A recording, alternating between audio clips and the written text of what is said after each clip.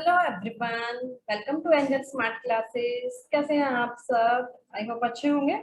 आज हम करते हैं एक topic EOQ, economic order quantity. Important topic है ये, और इसकी पीडीएफ मैं टेलीग्राम पे डाल दूंगी। ठीक है, टेलीग्राम पे आपको इसकी पीडीएफ मिल जाएगी ताकि आपको पढ़ने में प्रॉब्लम नहीं हो, आप वहां से पढ़ सकते हो। और वीडियो अच्छी लगे तो लाइक शेयर भी कर देना। देखिए, समझते हैं, पहले नाम को ही समझते हैं। ईओक्यू, इसकी फुल फॉर्म क्या है? Economic order quantity. देखो, ऑर्डर मीन्स ऑर्डर देना, क्वांटिटी कितनी क्वांटिटी का ऑर्डर दें। कितनी क्वांटिटी, क्वांटिटी मीन्स कितनी यूनिट्स मंगवाएं, कितनी यूनिट्स मंगवाएं, ऑर्डर दें कि जो वो ऑर्डर जो दे रहे हैं यूनिट्स का, वो क्या हो? इकोनॉमिक हो। इकोनॉमिक मीन कम कॉस्ट पे पड़े हमें। वो क्या पड़े हमें? कम कॉस्ट पे। यानी कि ईओक्यू क्या है? उतनी यूनिट्स का ऑर्डर देना, उतनी यूनिट्स को मंगवाना कि आपको वो लो कॉस्ट पे पड़े, कम कॉस्ट पे पड़े, या सस्ता पड़े, या इकोनॉमिकल पड़े। ठीक है, कुछ भी कह लीजिए, इकोनॉमिकल कह लीजिए, सस्ता कह लीजिए, कम कॉस्ट पे कह लीजिए।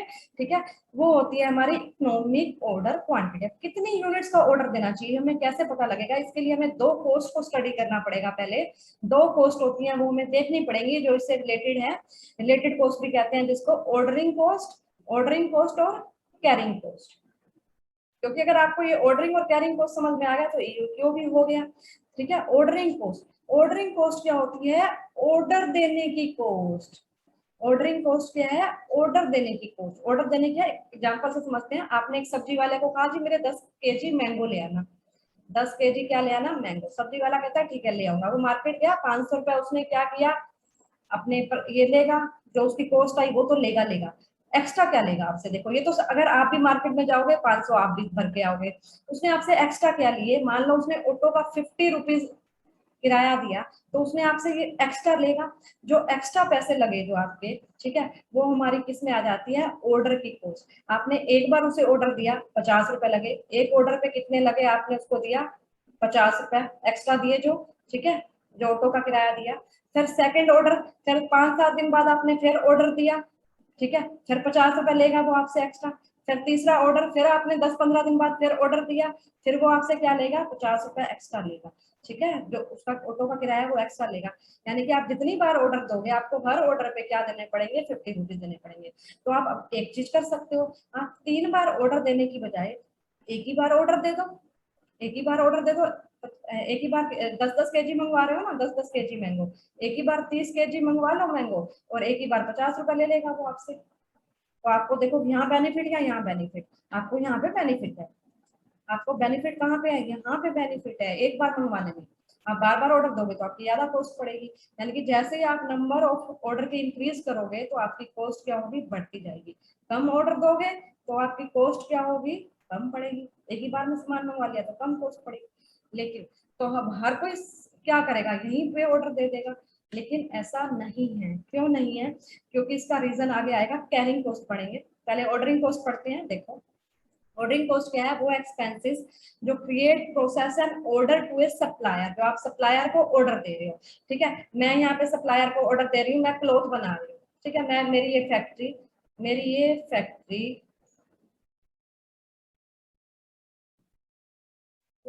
बन गई मेरी। ठीक है, फैक्ट्री में मैं क्या बना रही हूँ? क्लॉथ बना रही हूँ। क्लॉथ के लिए मुझे क्या चाहिए? थ्रेड चाहिए। थ्रेड, थ्रेड में सप्लायर, ये सप्लायर। मैंने सप्लायर को फोन कर दिया जी, मुझे फोन करा, मेरा फोन का बिल आएगा, फोन करा कि मेरे को क्या दो? थ्रेड भेज दो। सप्लायर ने कहा ठीक है जी भेज देंगे। अब तो चल के तो मेरा थ्रेड आएगा नहीं, चल के तो नहीं आएगा। कैसे आएगा थ्रेड मेरा? ट्रांसपोर्ट के थ्रू आएगा। ये धागे आ गए मेरे, ठीक है, ट्रांसपोर्ट के थ्रू।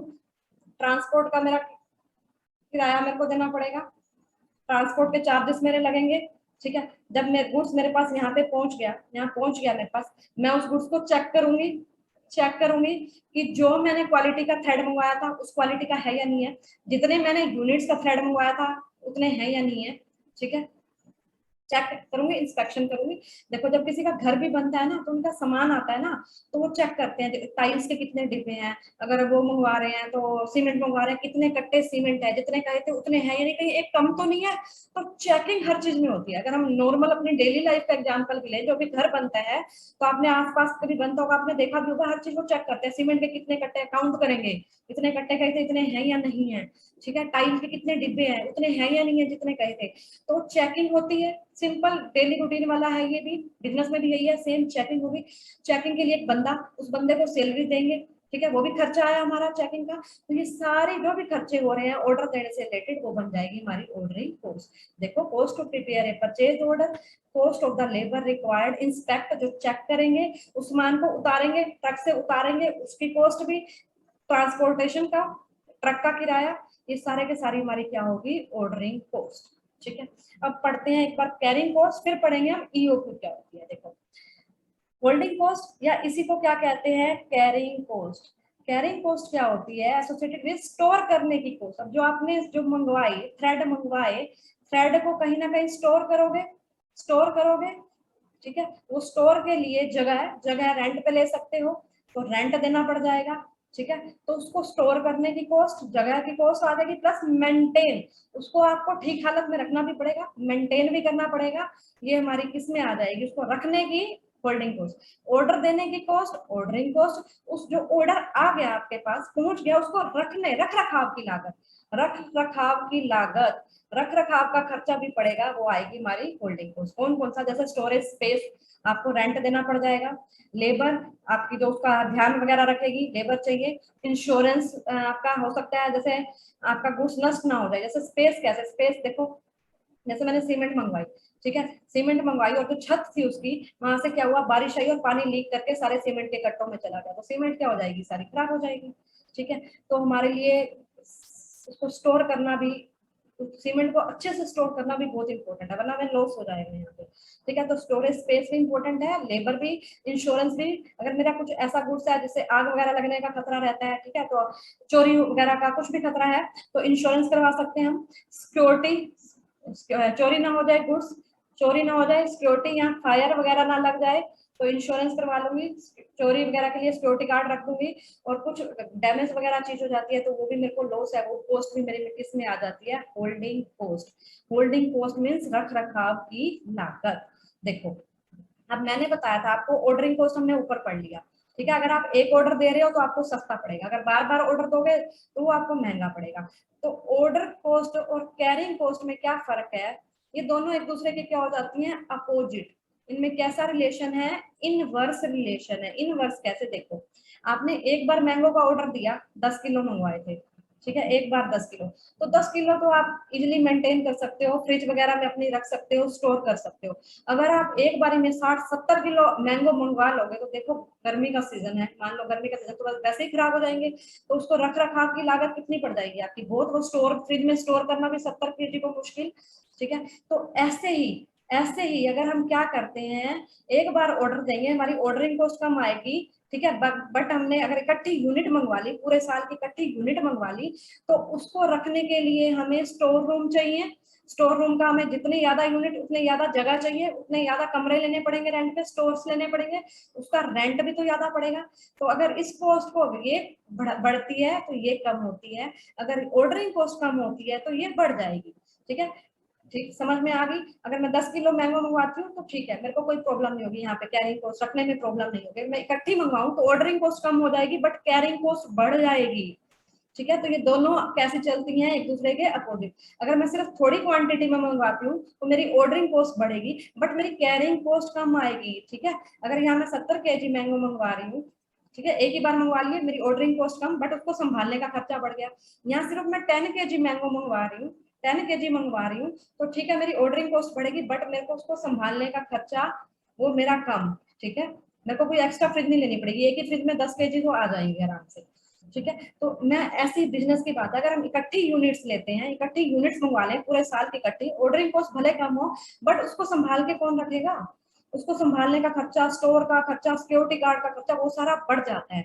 तो यानी कि ये दोनों क्या होती हैं, रिवर्स नेचर की। आपने क्या समझना है यहाँ से, ये इनवर्स रिलेशन होता है, एक को बढ़ाओगे दूसरी कम करोगे तो दूसरी, एक कम दूसरी बढ़ती जाएगी। ठीक है, एक को कम करोगे दूसरी बढ़ जाएगी। तो इसमें ये बड़ी प्रॉब्लम, अब ये प्रॉब्लम आ गई, तो where there is a problem there is a solution, solution तो है, तो वो हमारा सॉल्यूशन क्या है, वो ये हमारा सॉल्यूशन है ईओक्यू। अब देखते हैं ईओक्यू क्या है। ईओक्यू क्या बताती है हमें, वो आइडियल ऑर्डर क्वांटिटी उस क्वांटिटी पे आप ऑर्डर करो, जो परचेज कर रहे हो वो मिनिमाइज इन्वेंट्री कॉस्ट, कॉस्ट आपकी कम आए, होल्डिंग कॉस्ट भी कम आए, होल्डिंग कॉस्ट हमने पढ़ ली अभी, carrying cost, ordering cost, order देने की कॉस्ट, ये भी हमने पढ़ ली। यानी कि ईओक्यू का मेन मोटिव क्या है, हमारी होल्डिंग कॉस्ट और ऑर्डरिंग कॉस्ट को कम से कम करना। ठीक है, अब ये कम कैसे होती हैं, ये दो तरीके से हम कर सकते हैं, या एक तो इसको मेथड इसके दो हैं, या तो आप ग्राफिकल मेथड से समझ सकते हो इसको, या फॉर्मूला से। ठीक है, अब देखो पहले है हमारा ग्राफिक मेथड, ग्राफ से कैसे देखो, जैसे जैसे आपने क्या किया, ऑर्डरिंग कॉस्ट, जैसे जैसे आपकी ऑर्डरिंग कॉस्ट क्या हो रही है, ये कम होती जा रही है, जैसे जैसे ज्यादा ऑर्डर दोगे, ज्यादा ऑर्डर दे दिया तो ऑर्डरिंग कॉस्ट तो कम आ गई, ज्यादा ऑर्डर पे ऑर्डरिंग कॉस्ट कम आ गई, बट ज्यादा ऑर्डर दोगे होल्डिंग कॉस्ट, कैरिंग कॉस्ट बढ़ जाएगी, उसको कैरी भी तो करना पड़ेगा ज्यादा सामान को, रख रखाव की लागत, तो ये बढ़ जाएगी। अब ये बढ़ रही है, देखो ये क्या है, ऑर्डरिंग कॉस्ट, ये तो कम है, ये यहाँ पे कम है, ये यहाँ पे कम है ऑर्डरिंग कॉस्ट, ठीक है कम है, लेकिन जैसे जैसे हमने इसको ये कम और कम करते गए, और कम, ये वैसे ज्यादा होगी ना, देखो ज्यादा है, पहले मान लो ज्यादा है, ठीक है, कम तो वैसे तो कम है, लेकिन अगर हम इस पूरे डायग्राम को देखें तो ये ज्यादा कॉस्ट है, ऑर्डरिंग कॉस्ट मेरी क्या है, ये बहुत ज्यादा है, तो धीरे धीरे मेरी कॉस्ट कम कहाँ पे है, ऑर्डरिंग कॉस्ट तो मेरी यहाँ पे कम होगी, यहाँ पे कम होगी, ठीक है, ये मेरी मान लो यहाँ पे ज्यादा, तो मेरी होल्डिंग कॉस्ट क्या है, होल्डिंग कॉस्ट यहाँ पे मेरी कम है, ठीक है, जहां पे ये ज्यादा हो रही है एक कम, ये कम है तो ये ज्यादा है, देखो, ठीक है, यानी कि ये कम है तो मेरी ये ज्यादा, अगर ये ज्यादा आती है तो मेरी ये कम, अब बड़ी प्रॉब्लम, तो इसका सोल्यूशन क्या है, जहां पे ये कट करते हैं, जहां पे ये दोनों पॉइंट्स कट करते हैं, वहां पे हमारी टोटल कॉस्ट क्या होगी, सबसे कम, तो ये है हमारी ईओक्यू, यानी कि एक को बढ़ा रहे हैं दूसरी कम हो रही है, तो बेटर यही है जहाँ पे कट करें, जैसे इक्विलिब्रियम वाला पॉइंट नहीं करते, बस सेम जहाँ इक्विलिब्रियम पॉइंट का होता है, दोनों कट करते हैं, जहाँ ये दोनों कट कर रहे हैं वो हमारा इक्विलिब्रियम, यहाँ पे हमारी टोटल कॉस्ट क्या आएगी, सबसे कम।